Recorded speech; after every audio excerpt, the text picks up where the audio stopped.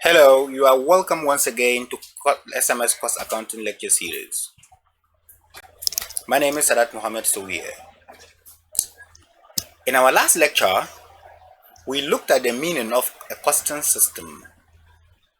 We also looked at the characteristics of a costing system.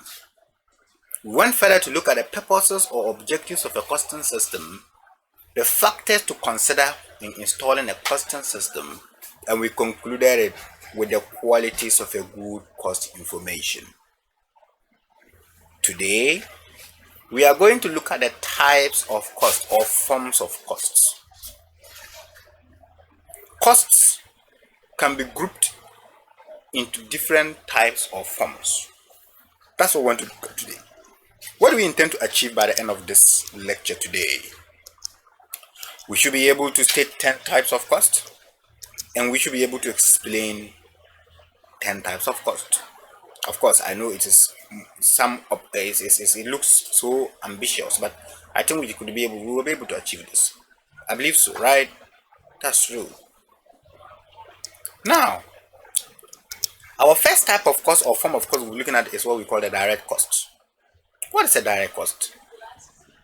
When we talk of a direct cost, this is a cost that we can easily trace to a particular job, product, service, or an activity.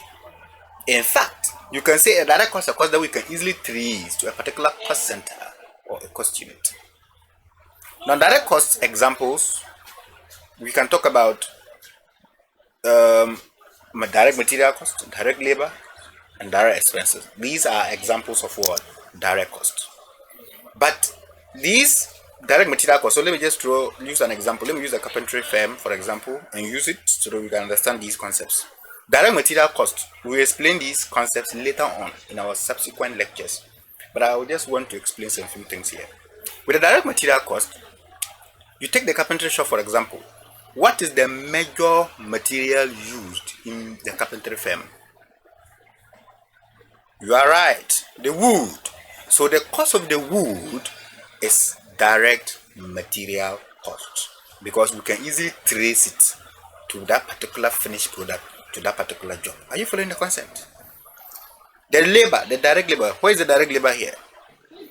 The direct labor is referring to the wages that are paid to the workers working in the carpentry shop. Those that are directly involved, not any worker at all, but those that are involved. And there's only one group of workers involved in converting the wood into any form, the tables or whatever they are doing there.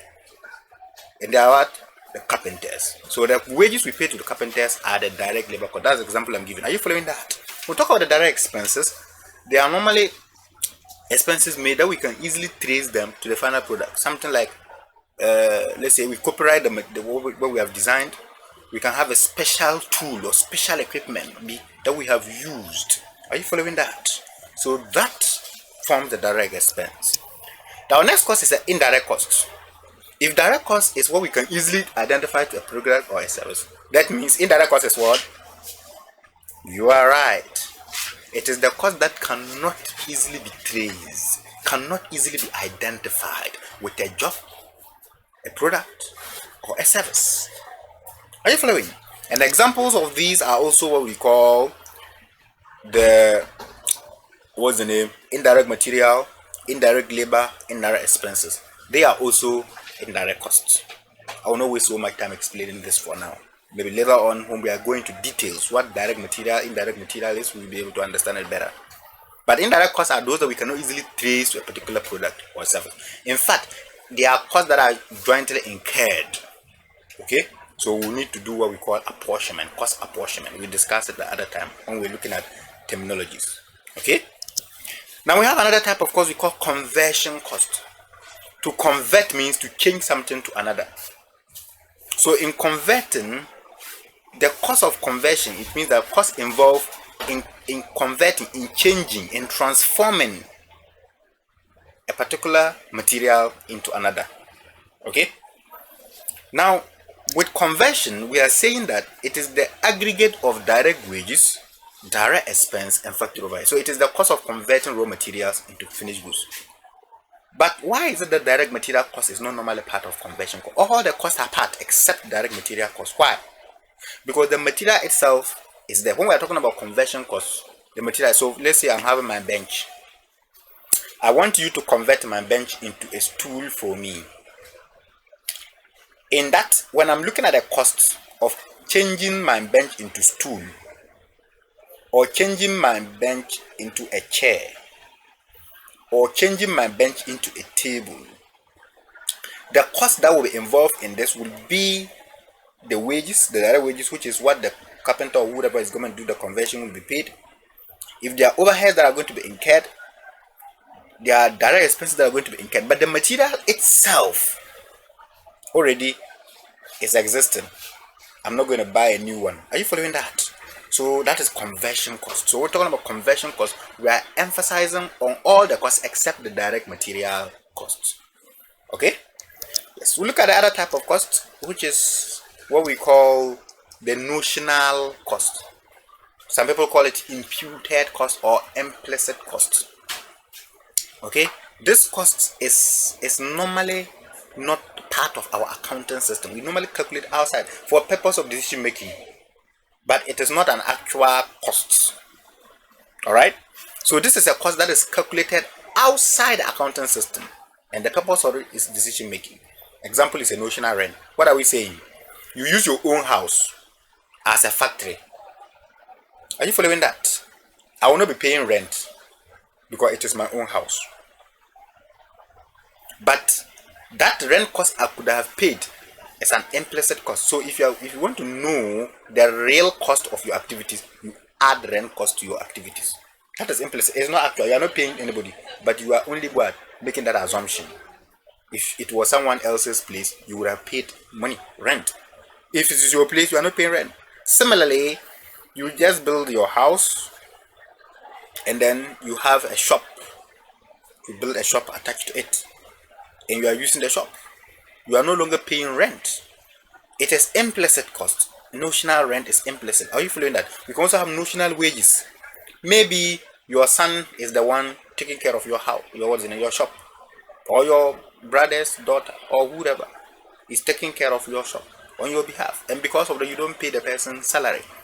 It is notional because if you have employed some other person, you would have been paying. So the implicit cost or the notional cost normally is seen outside the accounting system, but it is part.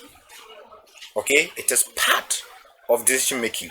When you want to take a decision, you look at some of these things. All right, yes, but normally in accounting, we do no longer consider it. Okay, yes. Then we are talking about another type of cost we call the sunk cost. Sunk cost. So this is a cost that has already been incurred by a decision we made in the past and cannot be changed by any decision in the future. Sometimes people call it past cost, but there's a slight distinction between the two. With a sunk cost, let's take for example, I'm going to Accra to do something. So I'm in Accra now. And when I went to Accra, I was now to decide whether to sleep in the hotel or to sleep in the guest house. My decision, I was in to sleep in my friend's house. My decision of sleeping in the hotel or in the guest house will not change, or let's say the costs are incurred in coming from Kumasi to Accra will not have any implication on my decision as to whether to sleep in a hotel or my friend's house. Because whether I'm choosing to sleep in the hotel or my guest house, I cannot change the cost that has already been incurred. This cost has already been incurred. Which cost? The transportation. I have come from Kumasi to Accra. I can't change that. So that particular cost is sunk cost. It's gone. It's no longer existing. You don't need it to make any decision. Are you following that? So that's what we talk about sunk cost.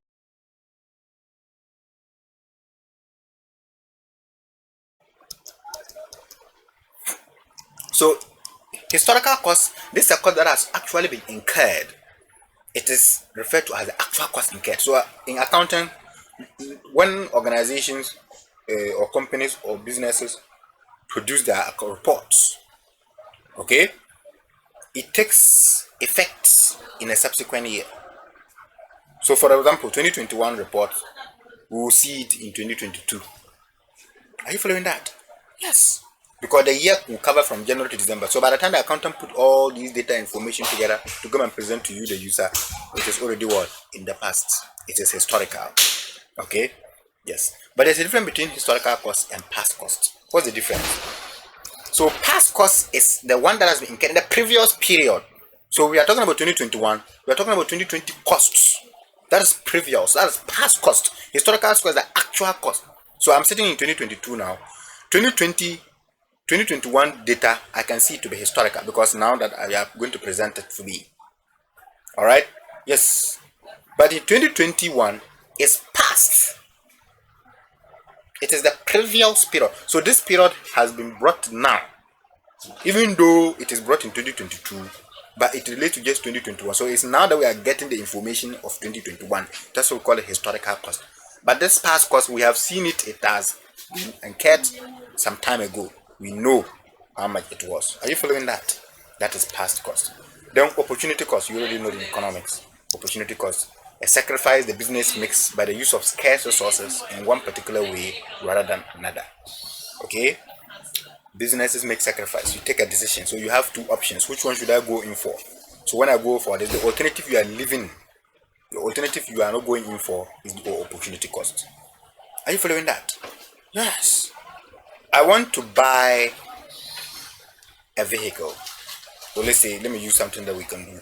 Let's say I want to buy a bench. Should I buy it or I should make one? So the choice I choose, the one that I have left is the opportunity cost. So the opportunity cost of buying the bench is making, and the opportunity cost of making the bench is buying the bench. Are you following that? So you sacrifice one for the other. The other type of cost that we're talking about is controllable cost. When we talk of controllable cost, this is a cost that can be influenced by the action of a head of department. This is a cost that you can handle. It's a cost that is within your control. Okay, you can take a decision as to changing it. So influence here, you can reduce that cost, you can increase that cost. Are you following that? So if you are the head of a particular, you can decide to say, okay, I have beaten down our costs this time, so I'm going to reduce the number of products I will make. I'm going to reduce the workforce. So this is cost that is under my control. I can decide to change it. Are you following that? But there's another cost that we call uncontrollable cost. This one, it is not within your influence. You cannot take a decision on it. For example, your rent. You cannot take a decision as to increasing or reducing your rent. No. The person that has given you the factory or the organization's premises to operate charges his rent. It is not within your control. So when it comes, you take a decision. Are you following that? Based on that one, you cannot adjust and say, okay, let's reduce our rent by this, let's increase our rent by this. No. So it's outside your control. So there are some costs in organizations that are within the control of the managers of the organization, and there are some that are outside their control or not within the control of them. So you need to identify these things so that you know which ones you can influence. At the end of the day, when you're making a decision, you want to beat down costs, you know which costs you can touch, which costs you cannot touch. Now we look at the other type of cost, which is what relevant cost. In decision making, we have to differentiate between what cost is relevant and what cost is irrelevant. So some costs are there, they are very relevant. Okay, it is going to affect your decision. If you ignore it, it can change your decision making. Some costs are there, they are irrelevant. Whether we consider it or not, the decision is the same. Are you following that? Like the sunk cost example I gave you. I'm deciding whether I'm going to sleep in a hotel or my friend's place. The costs are incurred in coming from Kumasi to Accra. It becomes irrelevant now to my decision making. Are you following that? Yes. So that is irrelevant costs. So normally fixed costs are seen as irrelevant costs, and variable costs are seen as what? Relevant costs. Why? Because fixed costs normally, whether it is incurred like rent, it is existing, it's there. So when you make sunk cost, it's past, it's gone. It has occurred. It's now there. So there's nothing we can do about it. But with the relevant cost, the variable cost, we can adjust it. We can look at, okay, this one there, if we want to reduce the cost, let's cut down this, let's increase this, let's do this. Okay? And that is very important. Then we call avoidable or escapable cost. So this is a cost that if you don't perform the activity, you will not incur such a cost. So it's a cost that, okay, The only way I can incur such a cost is that I perform this task. If I don't perform this task, I will not incur the cost. If I sit in my house and I don't travel, I'm not going to incur cost. This is an avoidable cost. This is an escapable cost. Are you following that? Yes. So a cost that is not incurred if the activity is not performed or that action is not taken. Okay, I'll not buy the materials. Okay, I'll buy 2 instead of 3. I can avoid the cost. Are you following that? Yes, I will not employ 15 people. I'll employ 18. I'll avoid the cost of 2. So there are some costs that are there that you can avoid, you can escape from. We have inescapable costs or unavoidable costs. There are also some type of costs that you cannot avoid. Okay, so a cost that is incurred, whether the activity is performed or not, you have paid for your rent to sell your goods. Whether you bring goods there or not, whether you are selling or not, when the year ends, you will need to pay me my rent. Are you following that? So this is a cost that is what?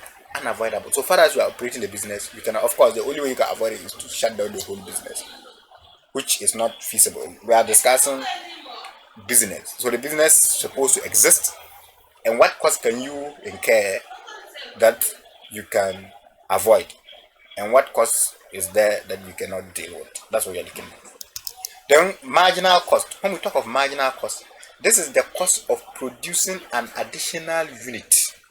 So somebody say 1 more unit of a product. So I'm already having my total cost of production. I've been producing blenders, and it cost me 200 Ghana cedis now. Let's say 200,000 Ghana cedis. I want to produce an extra blender. How much will it cost me to produce 1 extra blender? That becomes a marginal cost. Are you following that? When we talk of incremental cost, this is the total cost incurred in producing additional units. So if I decide now that, okay, I'm going to produce 15 blenders, the total cost I will incur in producing this 15 blender is incremental cost. Take note of the difference. With the marginal cost, we are talking about the additional cost, 1 more unit of the product. But with the incremental cost, we are saying the total additional cost incurred in producing more units, additional units, or expanding your output. How much will it cost me if I want to expand my output from 20,000 to 25,000? The extra 5,000, the cost of it is incremental cost. Are you following that? But when we talk of marginal cost, it is just 1 more unit. Alright, let's look at another type of cost. Now we also have product cost. So this is the cost incurred in creating or making a product. So the direct material, the direct labor, the consumable production, the supplies, and the factory. Simply put, that's what we say. That's a product cost. We also have the period cost. So this is the cost that is incurred whether production takes place or not. Are you following that? So cost not related to the production of a product. It's not related to production. So these costs include administrative and general expenses, selling, distribution, manager salary. Of course, you can have some differences here, but in terms of analysis, this is what we are saying for us to understand it at our level. But in another level, we can look at period cost to be just fixed costs. Not all fixed, but it is a cost that is incurred whether production is taking place or not. That cost will be incurred. Of course, some of the things here, they might not. These are general expenses are mentioned together. For our level is fine for us, but in another level, it is not fine for us because we will have challenges in explaining some of these things, because there are some costs here that cannot be seen as period costs. But generally, we can see these are examples of what? Period costs. Are you following that? All right.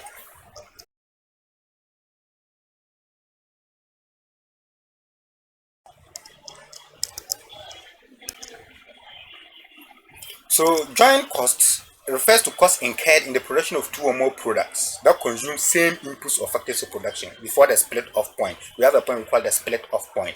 Now I'm taking the oil for example. In the oil industry, when you extract the oil you can get diesel, you can get petrol from the oil.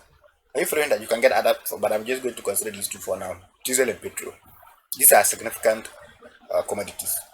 So now they will incur a joint cost in the processing stage until they get to a point where we can now separate them into fuel, petrol, and diesel. Are you following that? So the cost they incur from the point they start to be processed till the point they are going to be separated into their individual components, that cost is called joint cost. Are you following that? So joint cost is incurred, the cost that we incur in the production of 2 or more products that consume the same input or factors of production. Now, when we talk of favorable cost, simple. When our actual cost is less than the budgeted. So we budgeted we are going to spend 15,000 Ghana cedis in remunerating our workers. The end of the day, we spend 18,000 in doing saving. It is favorable because we are able to save something. Are you following that? So favorable cost occurs when our actual cost is less than the budgeted cost, the estimated cost, the planned cost.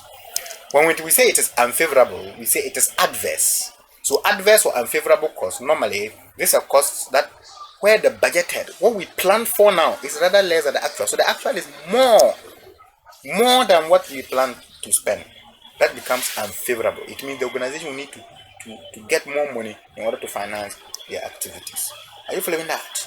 So that is unfavorable costs. We also have what we call cost variance. So when we talk of a cost variance, it occurs where there's a difference between our budgeted and the actual.